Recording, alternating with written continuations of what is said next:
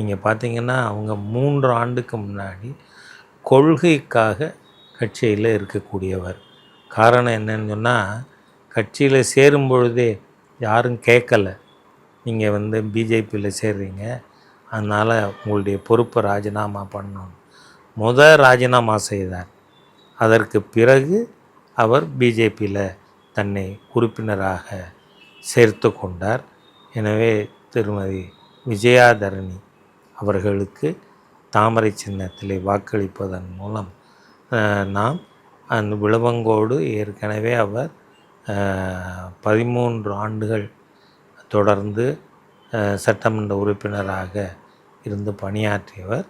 அவருக்கு மேலும் நீங்கள் சட்டமன்ற உறுப்பினராக வாய்ப்பு கொடுப்பீர்களானால் அவர் தன்னுடைய சட்ட நிபுணத்துவம் அதையும் மக்களின் வாழ்க்கைக்கு முன்னேற அவர் நிச்சயமாக அவர் முன்னுரிமை கொடுத்து செயலாற்றுவார்.